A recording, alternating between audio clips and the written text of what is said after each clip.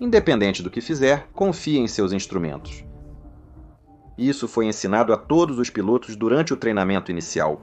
Mas o que acontece quando eles deveriam realmente fazer exatamente o oposto? Alguém se manifestará? E se o fizerem, o que acontecerá? Fique ligado. 14 de novembro de 1990, aeroporto de Milão Linate, norte da Itália. Era uma tarde nublada, quando 2 pilotos da Alitalia saíram do táxi e seguiram para o prédio do terminal do segundo aeroporto de Milão, que na época havia sido recentemente reformado. Esses pilotos já haviam voado juntos em alguns voos no dia anterior, então eles se conheciam relativamente bem. Agora, eles se preparavam para operar mais 4 trechos juntos à noite. Às 13 horas, eles entraram na sala da tripulação e começaram a examinar o material de briefing pré-voos. Enquanto faziam isso, foram informados de que a aeronave que iriam pilotar, um elegante McDonnell Douglas DC-9 de 16 anos, já estava esperando por eles no pátio. Os pilotos reconheceram isso enquanto verificavam o clima, NOTAMs e planos de voo para os próximos 4 voos, sendo o primeiro de Milão Linate para Frankfurt, Alemanha. Depois, retornariam para Linate, seguidos de 2 voos curtos para Zurich. Um dia padrão e curto, se tudo ocorresse conforme o planejado. O tempo ao norte dos Alpes parecia um pouco nublado, com algumas chuvas e ventos leves do oeste em ambos os destinos, mas a visibilidade geralmente era boa. O único problema era que parecia que um nevoeiro poderia se formar sobre Linate na última etapa, o que poderia causar alguns problemas. Além disso, no entanto, não se esperavam problemas reais. Então, os pilotos informaram aos 4 comissários de bordo sobre o que esperar do dia. O capitão era um cidadão italiano de 47 anos, com cerca de 10.200 horas de tempo total. Ele iniciou a carreira no Exército, mas depois ingressou na Alitalia, a Companhia Aérea Nacional Italiana, onde ele voou no DC-8, DC-9 e no Boeing 727, antes de finalmente obter seu comando no DC-9. Ele tinha pouco menos de 3.200 horas de experiência neste tipo específico, mas apenas cerca de 1.200 horas como capitão nele. Seu colega, o primeiro oficial deste dia, tinha significativamente menos experiência, com apenas 831 horas de voo. Ele também era italiano, e aos 28 anos realizou esses voos. Ele iniciou sua carreira como piloto no verão passado, depois de se formar na Academia de Voo da Alitalia. Não sabemos como esses pilotos trabalharam juntos no dia anterior, mas, dada a grande diferença de experiência e o histórico militar anterior do capitão, é provável que o gradiente de autoridade fosse bastante acentuado aqui. De qualquer forma, assim que o briefing pré-voo foi concluído, todos eles seguiram para a aeronave, que havia chegado a Linate mais cedo pela manhã. E quando o capitão entrou na cabine e começou a olhar o registro técnico, ele viu que o capitão anterior havia anotado 2 observações, ambas relacionadas ao sistema de navegação e piloto automático. A primeira dizia: VHF navegação 2, na posição selecionada do rádio. 2. VHF navegação 2 não dá uma indicação de para-de no HSI 2. E na posição de aproximação, sem indicação de para-de no HSI2 também. E a segunda observação dizia: simulação de aproximação categoria 2. A 200 pés, o piloto automático tendia a voar abaixo do caminho de planeio, retornando a ele e depois mergulhando acentuadamente. O piloto automático foi desligado e seguimos voando manualmente. Ao serem informados dos problemas, os engenheiros em Linate começaram trocando os 2 receptores de radionavegação para tentar corrigir a falha. Após isso, permitiram o despacho da aeronave, rebaixando-a para abordagens apenas de categoria 1. Isso é bem estranho de se fazer, mas acho que só queriam verificar se eram os receptores ou os instrumentos que causavam os problemas. E de qualquer forma, fazia parte de um sistema redundante. Apesar de alguns problemas, a aeronave estava em boas condições de funcionamento. Após a configuração, a tripulação decolou às 14 horas, 7 em seu primeiro voo, inicialmente sem outras complicações. Não sabemos quem era o piloto em comando e o piloto monitor nos 2 primeiros voos, mas considerando como nós, pilotos, normalmente operamos. O capitão provavelmente pilotou a primeira etapa e o primeiro oficial as 2 seguintes. Porque sabemos que ele era o piloto em comando no terceiro voo, quando os verdadeiros problemas começaram. O único problema técnico, após o primeiro voo para Frankfurt, foi uma luz de inundação de solo quebrada, que teve que ser trocada durante a virada. Porém, durante o segundo voo de retorno a Linate, os mesmos problemas com o raio de navegação foram observados novamente. Desta vez, a falha ocorreu quando o seletor navegação estava ajustado para o rádio 1 em vez do rádio 2. Então, o que isso significava? Para entender isso, precisamos examinar o raio de navegação no DC-9 e como o sistema foi configurado. Isso é um pouco complexo, então seja paciente comigo. Havia 2 rádios VHF instalados, sintonizáveis para receber sinais de estações VOR. Esses faróis omnidirecionais enviam informações sobre a direção exata de uma aeronave em relação ao farol, usando radiais. Existem 360 radiais disponíveis, o mesmo número de graus em um círculo. E com a ajuda dos seletores centrais nos instrumentos do indicador de situação horizontal, HSI, da aeronave, radiais específicos podem então ser escolhidos para navegar. Mas, claro, para usar esses radiais, é importante saber em que direção a aeronave está viajando, já que ela pode estar situada no mesmo radial, indo em direção ao farol ou se afastando dele. E essa foi a indicação de que tanto a tripulação anterior quanto esses pilotos observaram uma falha em um dos receptores. Além de receberem sinais VOR, esses rádios de navegação também podiam ser configurados para receber sinais ILS, que enviam sinais de localizador para guiar a aeronave em direção a uma pista e sinais de glide slope para guiá-la horizontalmente até a zona de toque. Mas qual era a função da unidade de troca-navegação mencionada no registro técnico? Ele decidia quais informações dos rádios de navegação seriam transmitidas aos instrumentos do piloto. Com a chave no rádio 1, todos os instrumentos, ou seja, o HSI 1 e 2 e o indicador automático de direção ADI 1 e 2 receberiam seus sinais do receptor navegação 1. Em seguida, no rádio 2, ocorreria o inverso, com todos os instrumentos recebendo seus sinais dele. Mas quando a chave estava ajustada para a aproximação, os instrumentos do capitão HSI e ADI-1 receberiam sinais do radionavegação 1 e os do primeiro oficial do radionavegação 2. Isso dividiria informações na aproximação, possivelmente auxiliando na identificação de falhas. Havia também outra característica desses rádios de navegação que logo desempenharia um papel enorme. Os antigos instrumentos analógicos funcionavam realizando autotestes contínuos em sua própria saída. Se um defeito fosse encontrado, o indicador do instrumento se retrairia e uma bandeira de falha o substituiria, alertando os pilotos sobre a não confiabilidade dessa parte do instrumento. Isso era obviamente super importante. Mas por volta de 1975, bem antes deste voo acontecer, descobriu-se que certos receptores de radionavegação tinham uma pequena peculiaridade neles. Você vê uma grande desvantagem com os sistemas ILS analógicos era que quando nenhum sinal de saída era produzido pelo receptor navegação, os instrumentos indicavam que a aeronave estava perfeitamente alinhada com o sinal correto, como se estivesse na rota certa. Isso pode ocorrer em caso de curto-circuito ou interrupção de sinal entre a saída do receptor e o instrumento. Atualmente, a maioria dos receptores de navegação foi modificada para exibir uma bandeira de falha nessa situação. Porém, nem todos. Como eu disse, isso foi destacado em 1975, e no caso das unidades não monitoradas, Collins 5 1RV 2 Bravo.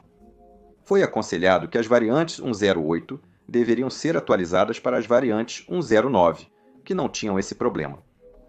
Porém, nem todos os operadores seguiram esse conselho. Então, em 1984, Douglas também enviou uma carta aos operadores, ressaltando a possibilidade de indicação de deslizamento, inclinação ou localizador congelados. Eles presumiram que todas as variantes Collins foram atualizadas após o memorando de 1975 e não incluíram esses receptores no grupo afetado. Os riscos dessas indicações congeladas foram ressaltados em um seminário em 1985, nos Estados Unidos da América, com a participação de pilotos da Alitalia, mas não muitas informações sobre essa ameaça específica haviam chegado aos pilotos de linha. Vale ressaltar que as abordagens eram normalmente realizadas com a unidade de navegação na configuração de abordagem, onde cada piloto recebia dados de seus próprios receptores de navegação, e nesse caso, havia também um comparador ativo entre os instrumentos que ativaria um aviso se os dois pilotos recebessem sinais significativamente diferentes em seus instrumentos. Isso indicava que o risco de uma falha como essa era considerado relativamente pequeno. De qualquer forma, essas eram apenas algumas informações de fundo que são importantes de se ter à medida que avançamos nesta história. Quando a aeronave chegou, na posição 16 em Linate, o capitão chamou os engenheiros de manutenção e informou que a troca do receptor navegação não havia funcionado. A falha havia voltado novamente, mas desta vez do lado oposto, o que era meio esperado.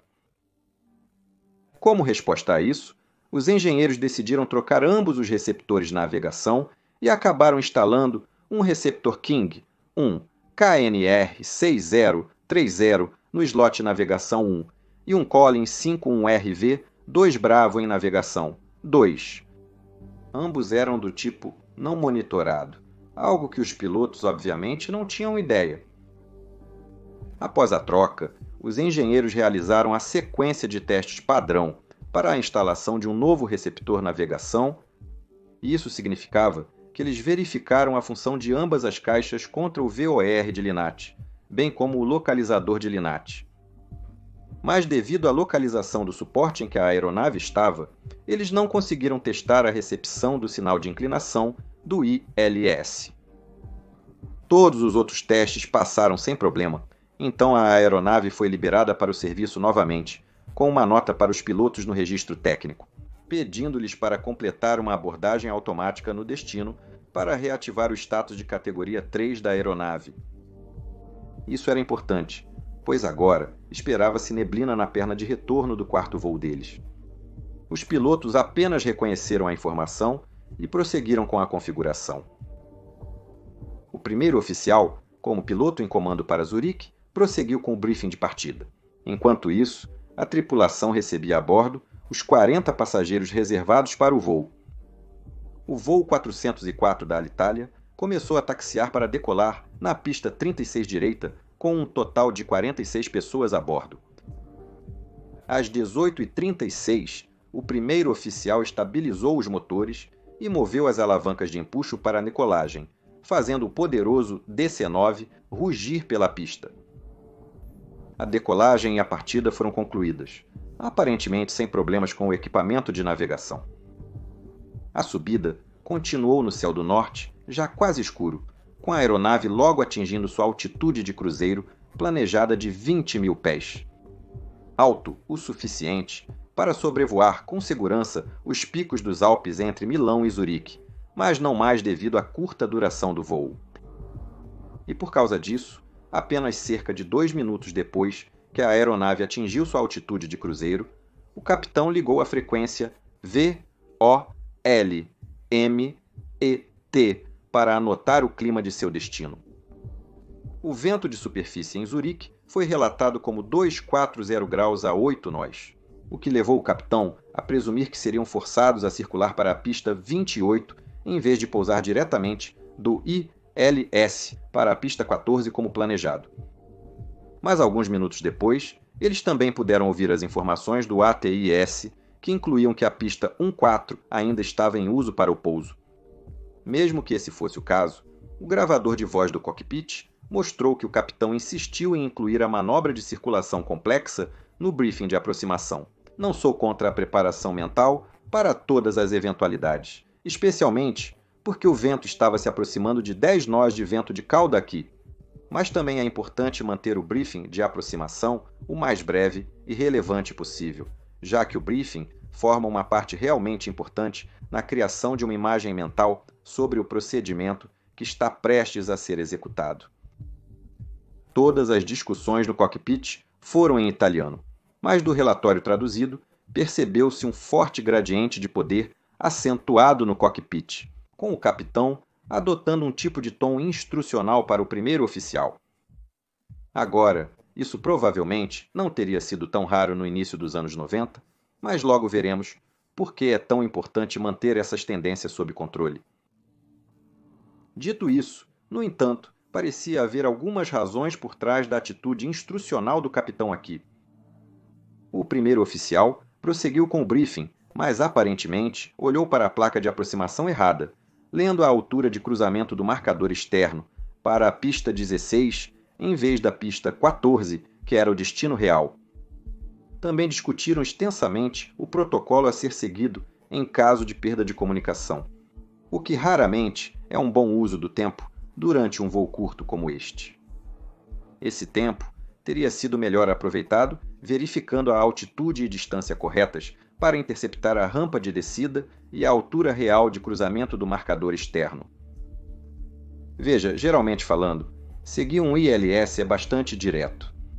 Os instrumentos HSI e o diretor de voo mostrarão o localizador e o indicador de rampa de descida, bem como voar para segui-los. E se tudo parecer bem, raramente deverá haver problemas reais. Mas houve, claro, raros casos de captura de rampas de descida falsas. Então, uma maneira de verificar que isso não aconteceu também foi implementada. A maneira mais fácil de fazer isso era garantir que a aeronave estava na altitude e distância corretas quando a rampa de descida era interceptada. E então, monitorar a taxa de descida, que normalmente deve permanecer entre 700 e 900 pés por minuto. Então também era necessário fazer uma verificação cruzada da altitude da rampa de descida no marcador externo ou a uma distância equivalente, novamente, para conferir se os instrumentos estavam indicando corretamente. Mas aqui surge outra questão relacionada aos altímetros instalados neste específico DC-9. Eles usavam um mostrador de relógio com um dial indicando centenas de pés entre 1 e 9 e um ponteiro interno para mostrar milhares de pés. Embora pareça lógico, esse tambor era pequeno e essa configuração exigia que os pilotos olhassem para seus altímetros em duas etapas distintas. Uma vez para centenas e depois milhares de pés. E por causa disso, e da pequena escala do tambor, já se demonstrou que esses altímetros são muito propensos a leituras errôneas pelos pilotos. E isso também é um detalhe memorável. A aeronave começou a descer e contatou o controlador de tráfego aéreo de Zurique, que perguntou sua direção atual. Quando informaram que 350 graus, o controlador solicitou que ajustassem levemente para a esquerda 340 graus, e então continuar a descida inicialmente para FL 140. Durante a descida, o capitão conferiu o ATIS novamente em formação eco, ainda indicando o ILS para a pista 14 em uso, com vento de 250 graus, 7 nós 10 km em neblina, com poucas nuvens a 457,2 metros e 3.219 metros, ou seja, tempo bem bom. Os pilotos continuam a discutir a abordagem em detalhes, e logo foram entregues ao controlador de aproximação, que os instruiu a descer inicialmente para o nível de voo 100. O capitão confirmou a instrução, e por volta das 19 horas, o primeiro oficial perguntou se eles deveriam fazer uma abordagem de prática categoria 2, como os engenheiros haviam solicitado. O capitão concordou, pois ainda precisavam testar o sistema para retornar a aeronave ao status categoria 3 para a volta. Mas, curiosamente, então não houve discussão sobre como voar essa abordagem e os procedimentos especiais que isso acarretaria, exceto pelas mínimas que os pilotos definiram. Ao voar uma abordagem de categoria 2, normalmente são necessários muitos chamados e procedimentos adicionais. Isso teria sido muito mais relevante para discutir do que a perda de procedimentos de comunicação e outros detalhes menores nos quais haviam se concentrado até então. No geral, a impressão que tive dessa tripulação foi que eles talvez estivessem um pouco desfocados e não seguiam rigorosamente seus procedimentos padrão.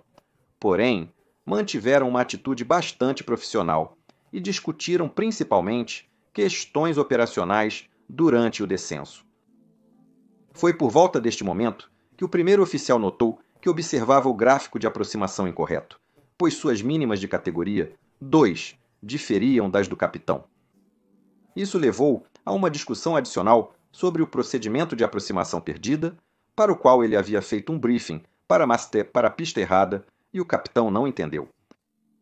Também vale a pena ressaltar aqui que tentamos evitar, quando possível, fazer qualquer briefing durante a descida. Isso porque pode causar muita distração, principalmente em ambientes movimentados, com muito tráfego e terreno ao redor, que era certamente o caso aqui. Agora, nem sempre é possível evitar isso, especialmente em voos mais curtos, mas se tiver que ser feito, precisa ser correto e breve. A aeronave foi instruída a virar para 325 graus para vetores de radar para a aproximação sistema de pouso, por instrumentos da pista 14 e a descer ao nível de voo 90.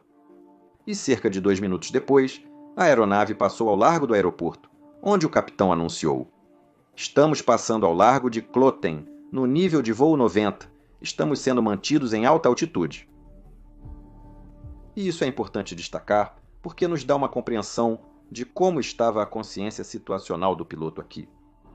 Lembre-se, eles não foram informados sobre a quantidade de milhas de rastreamento de vetores de radar que poderiam esperar. Então, o capitão realmente não poderia saber se eles estavam altos ou baixos neste ponto. Mas como ele percebeu que estava alto, provavelmente teve um impacto no que estava prestes a acontecer. Ao descer abaixo do nível de voo 100, o primeiro oficial reduziu a velocidade para 250 nós, conforme as regras. Mas mesmo com a ação do capitão, ele logo pediu para diminuir ainda mais a velocidade. Uma alta velocidade neste ponto significaria que eles se afastariam mais do aeroporto. O tom usado pelo capitão era instrucional, o que provavelmente não foi muito apreciado pelo primeiro oficial, já que não se tratava de um voo de treinamento. O controlador de aproximação entrou e pediu para reduzirem para 210 nós e descerem para o nível de voo 60, possivelmente para tentar encaixá-los no padrão de chegada, que estava muito movimentado, com outros voos recebendo vetores simultaneamente. A tripulação fez isso, discutiu brevemente o uso de antigelo e decidiu que não era necessário. E o capitão, então, apontou algo que se tornaria muito importante. Ele subitamente mencionou que o marcador externo estava a 365,76 metros e seria identificado a 6,1 km do Kloten VOR. Agora, a altitude correta de cruzamento era, na verdade, 1.248 pés QFE, ou seja, acima do aeroporto, e a distância era do ILS, não do Kloten VOR. Mas o capitão, provavelmente, só arredondou a altitude e leu errado o identificador depois. E essa verificação de altitude logo se tornaria crucial. O capitão provavelmente apontou isso, pois o primeiro oficial havia feito o briefing com o gráfico de aproximação errado anteriormente, então agora ele estava verificando tudo antes de iniciar a aproximação. Nós realmente não sabemos, mas sabemos que ambos os pilotos estavam cientes da importância desta altura mínima a 3 milhas e 8 décimos. Vale ressaltar que na Alitalia, na época, o procedimento era o piloto monitor, neste caso o capitão, ajustar o QFE, configuração de pressão, para mostrar a altitude acima do aeródromo. O piloto em comando manteria o QNH, que indica na altitude acima do mar, até a aproximação final, onde também ajustaria o QFE.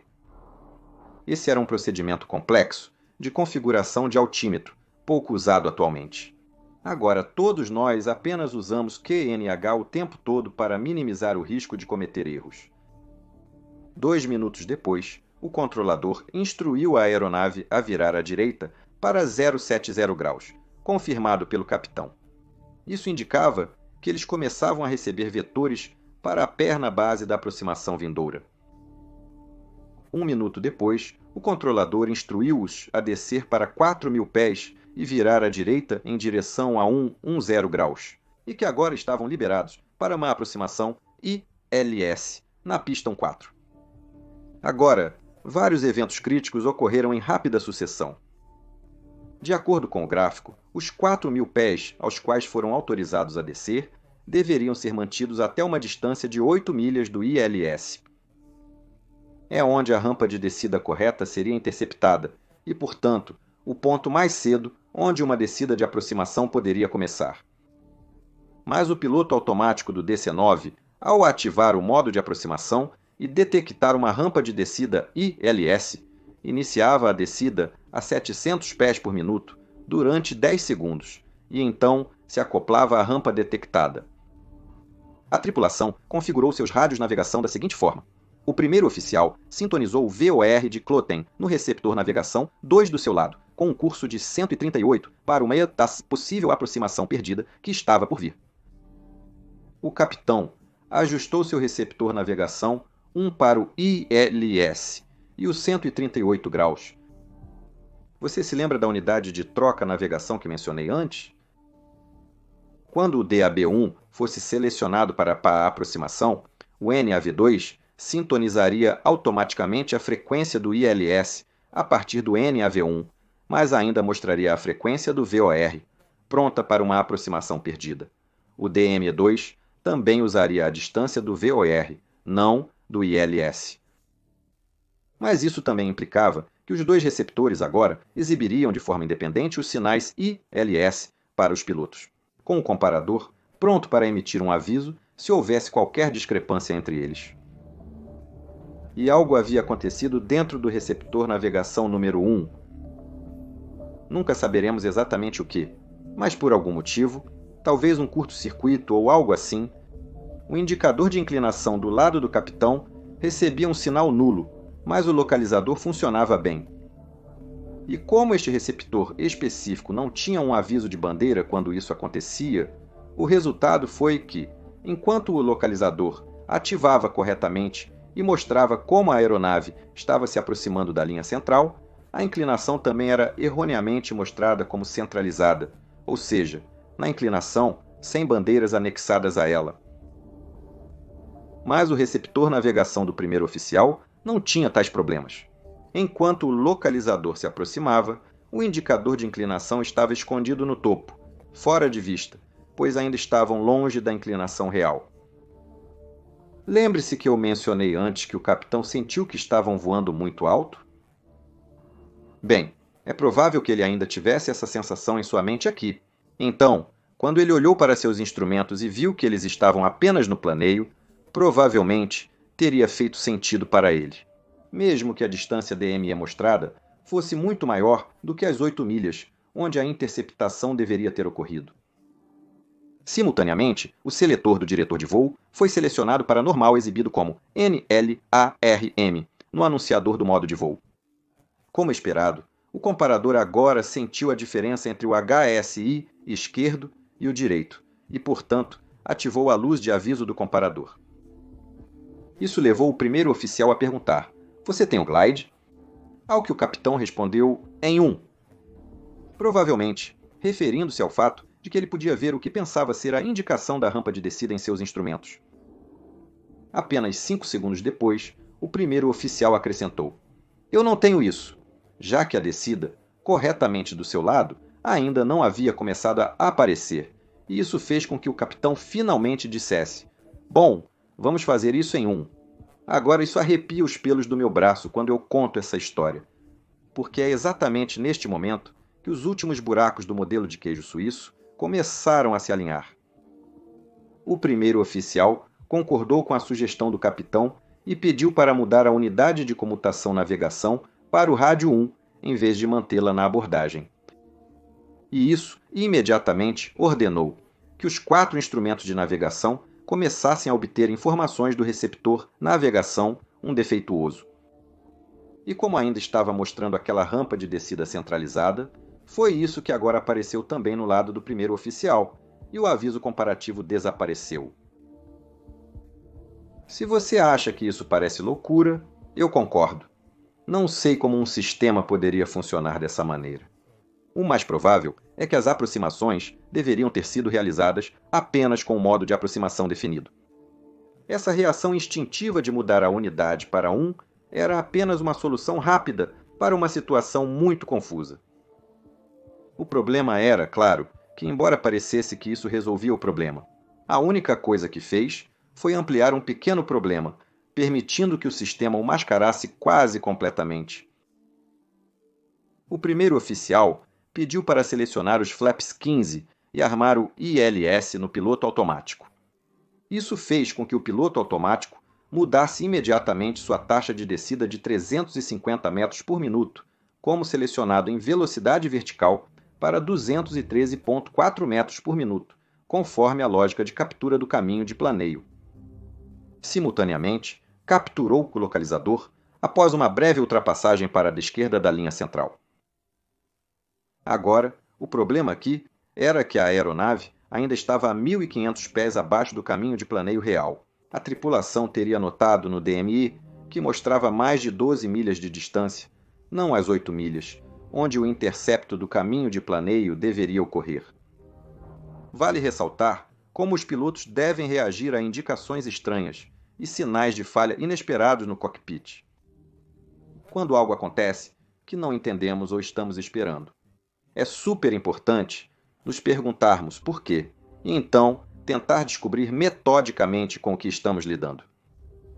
A forma mais eficiente é o piloto continuar focado em pilotar o avião e apenas pedir ao piloto monitor para declarar a falha. Isso deve então levar o piloto monitor a começar a olhar para todas as indicações e tentar descobrir quais sistemas estão envolvidos. Se existir uma lista de verificação de emergência, é necessário segui-la. Isso pode implicar no cancelamento de uma autorização de aproximação, obrigando a aeronave a entrar em espera ou solicitar vetores de atraso. Mas sempre vale a pena fazer isso, em vez de apenas seguir em frente e esperar pelo melhor. Neste caso, um breve atraso teria permitido ao capitão comparar as indicações do HSI do primeiro oficial e o dele, e junto com a indicação de distância DME. Isso provavelmente teria mostrado que sua indicação de trajetória de planeio estava incorreta. Teria sido especialmente prudente fazer isso aqui, dados os trabalhos recentes realizados nos rádios de navegação. Se isso tivesse sido feito, a aproximação provavelmente teria continuado, usando os instrumentos do primeiro oficial e verificando cuidadosamente as distâncias versus as altitudes. Uma abordagem de categoria 2 não poderia ter sido feita com essa falha, mas essa consideração nem foi discutida pela tripulação. O flap 15 foi selecionado e o capitão anunciou captura do localizador e do caminho de planeio. Então estamos no feixe, um pouco fora do curso, mas referindo-se ao pequeno excesso que ambos podem ver. Como a aeronave estava agora estabelecida na rampa de descida, o primeiro oficial ajustou 970 hectopascais em seu altímetro e informou ao capitão. A aeronave logo desceu através de 3.700 pés, o que causou um alerta de altitude, pois a altitude do MCP ainda estava definida em 4.000 pés. E o capitão apenas respondeu a esse aviso dizendo: eu cancelo e defino 5.000 pés, referindo-se à altitude de arremetida. Todas essas ações confirmam que a tripulação acreditava estar seguindo as indicações corretas do ILS.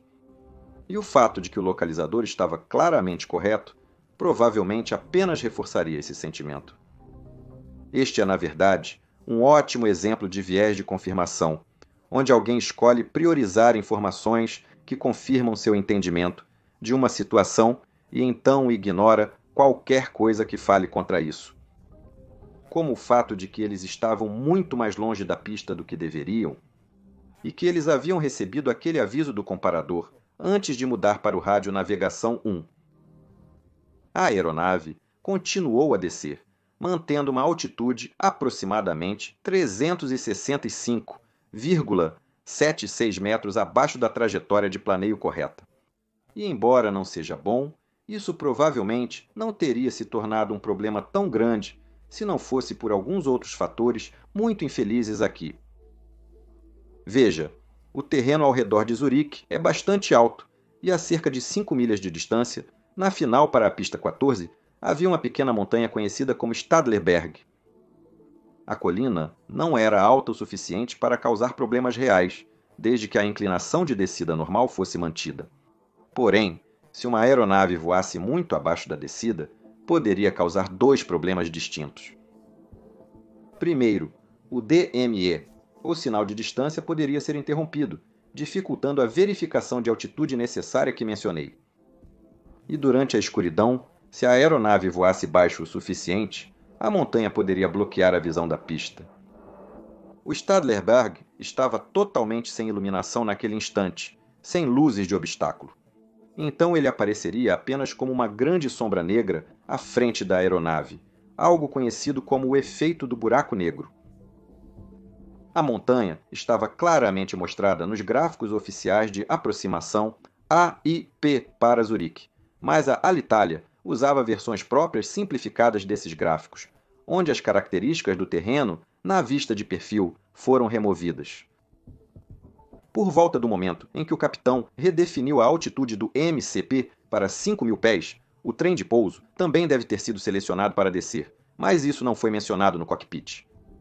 Sabemos que ele deve ter descido aqui, porque quando o primeiro oficial pediu para selecionar os flaps 25, não houve som de aviso, o que teria ocorrido se o trem de pouso estivesse recolhido. Se o capitão selecionou o trem de pouso para descer, coincide com o que ele fez a seguir: dizer ao primeiro oficial para continuar reduzindo a velocidade, pois sentiu que estavam se aproximando do tráfego à frente deles na final. Ele então continuou essa observação ao anunciar que a verificação do marcador externo deveria ser a 1.250 pés, o que estava correto. Mas naquele instante, eles já estavam descendo por 487,7 metros, com mais de 6,4 quilômetros até o marcador externo. Alguns de vocês podem estar se perguntando o que o controlador de tráfego aéreo estava fazendo aqui, o que seria uma boa pergunta. Normalmente, o controlador de aproximação teria que confirmar com a tripulação para se estavam estabelecidos no ILS, caso não relatassem por conta própria. Mas na época, não havia uma exigência específica para o controlador monitorar a altitude da aeronave após a liberação para o ILS. E neste caso, mesmo que a tripulação nunca tenha relatado formalmente que estavam estabilizados, nem foram questionados sobre isso. Provavelmente não faria diferença, pois a tripulação confirmaria isso com satisfação. Também não havia nenhum aviso de baixa altitude instalado para o controlador alertar se uma aeronave estava descendo abaixo da altitude segura de aproximação, algo que a maioria dos grandes aeroportos tem instalado hoje. Então, a combinação de todos esses fatores agora levou a apenas um único sistema de aviso restante entre a aeronave e o desastre, e esse era o sistema de aviso de proximidade do solo, ao qual voltarei em breve. A aeronave continuou a descer pela rampa errada, permanecendo cerca de 365,76 metros abaixo da rampa correta. O piloto automático apenas continuou descendo a 700 pés por minuto, conforme sua lógica. Os primeiros oficiais pediram: Flaps 50, está ajustado. O flaps planejado para o pouso, que foi rapidamente selecionado pelo capitão. E neste ponto, eles também passaram 8 milhas, que era onde eles deveriam descer de 4.000 pés ou 2.598 pés em seus altímetros ajustados para QFE, mas a altura real deles neste ponto era agora de cerca de 1.100 pés. E agora, os primeiros sinais de algumas dúvidas poderiam possivelmente ser notados pela tripulação, porque o capitão de repente gritou: faltam cerca de 3 milhas e 8 décimos para o marcador externo, momento em que eles deveriam estar quase 150 pés mais alto do que estavam agora. E às 19 horas, 10 minutos e 27 segundos, o primeiro oficial perguntou se eles já haviam passado o marcador externo, o que ele repetiu alguns segundos depois. Ele provavelmente perguntou isso devido às estranhas indicações de altitude que via no momento. mas o capitão apenas respondeu que não, ainda não mudou, o que provavelmente significava que ele podia ver que eles ainda estavam fora da posição, embora essa fosse uma maneira um tanto estranha de dizer isso. Ele complementou que eles ainda estavam a 7 milhas de distância, provavelmente como parte de uma análise do que ele estava vendo, já que agora fazia cada vez menos sentido para ele. Contudo, a indicação do ILS, que ainda parecia correta, provavelmente manteve a consciência situacional da tripulação focada neste momento. E justo quando o capitão começou a investigar seriamente o que poderia estar errado, ele foi interrompido por uma chamada do controlador de aproximação que lhes disse para reduzir a velocidade a seu critério e mudar para a frequência da torre de 1/18.1. E essa chamada provavelmente interrompeu o capitão de considerar suas dúvidas ainda mais. Agora, estavam abaixo de 1000 pés, longe da posição do mercado externo, com o Stadlerberg se destacando como uma grande sombra negra à frente. E quem estava atento teria notado que o tempo não estava tão ruim assim. Neste ponto, eles deveriam ter saído das nuvens, sendo capazes de ver o quão baixos estavam. Mas porque eles estavam agora tão abaixo do planeio, eles podem ter realmente entrado em algumas nuvens extrato mais baixas vindo da própria montanha. De qualquer forma, as luzes de aproximação e da pista já estavam ocultas pela montanha. E o sistema de alerta de proximidade do solo, GPWS, ele não deveria ser ativado nessa situação? Antes de tudo, essa aeronave estava equipada com o tipo antigo de GPWS, que reagia principalmente às taxas de aproximação do terreno, sem um banco de dados integrado como nas aeronaves atuais. Além disso, o trem de pouso estava abaixado e os flaps configurados para o pouso. Este sistema teria sido programado para ativar apenas para os seguintes critérios. Modo 1.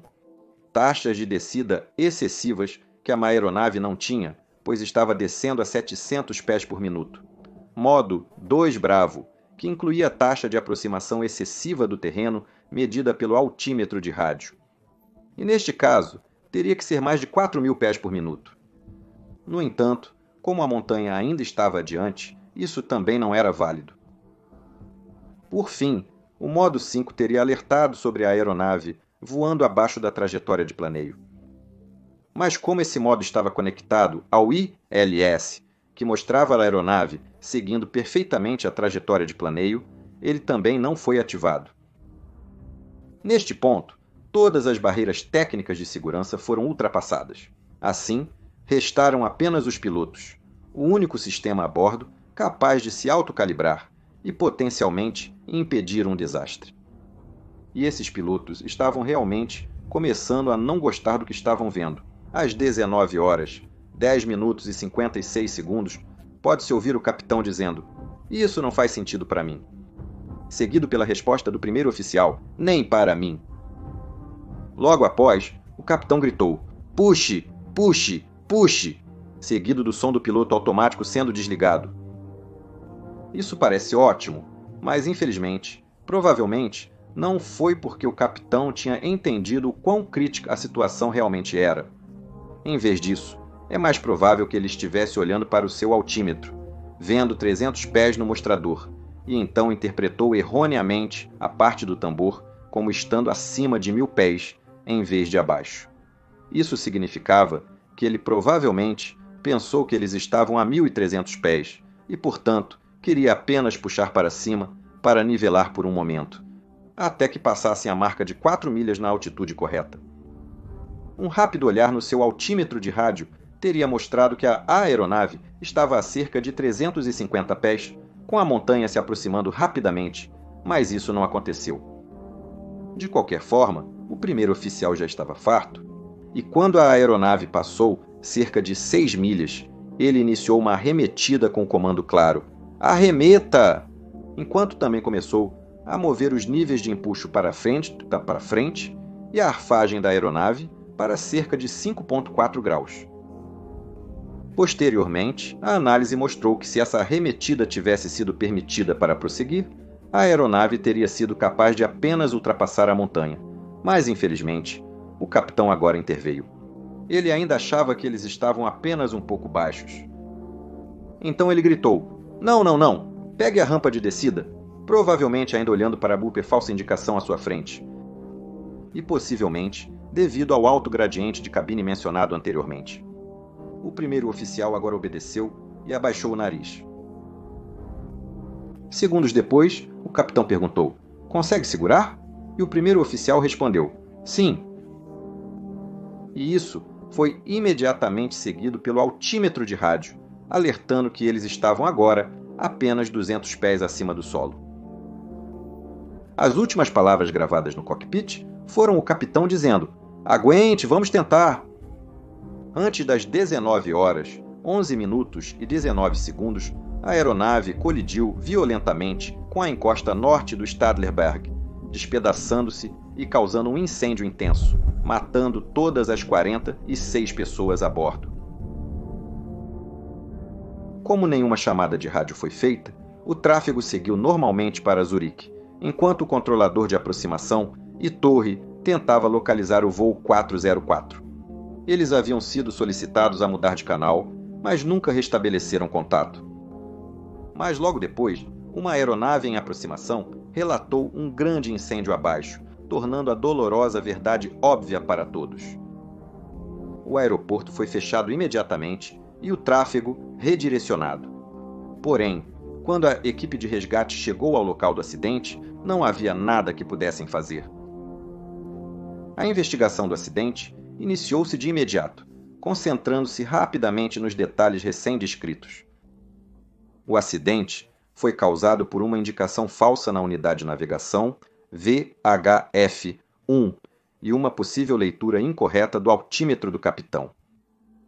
O fato de essa falha não ter sido notada pelos pilotos foi causado por uma análise de falha inadequada quando o aviso do comparador foi acionado, aliado ao descumprimento dos procedimentos de aproximação e coordenação de equipe aquém do ideal. A interrupção do capitão na decisão do primeiro oficial de dar a volta provavelmente levou diretamente ao impacto final. Este acidente levou a várias recomendações realmente importantes que ainda ressoam na comunidade de pilotos hoje. Uma das lições era que equipamentos de navegação sem monitoramento adequado de falhas não deveriam ser permitidos. O mesmo ocorria com os altímetros de ponteiro de tambor, já conhecidos por serem propensos a interpretações equivocadas pela tripulação antes deste voo. Além disso, foram incluídas mais 13 recomendações relacionadas ao controle de tráfego aéreo, gráficos usados e outros aspectos. Mas o ponto mais importante levantado foi que, se uma arremetida foi iniciada por qualquer piloto em uma situação onde a posição é duvidosa, ela deve ser completada sem questionamentos. E se você é um piloto, assistindo a este vídeo, é isso que eu quero que você se lembre. Agora, espero que você tenha achado este vídeo interessante. Confira este vídeo a seguir, que é realmente muito interessante. Eu, Peter Hörnfeldt, prometo isso a você. Você está assistindo Mentor Pilot. Tenha um dia absolutamente fantástico e te vejo na próxima vez. Tchau, tchau.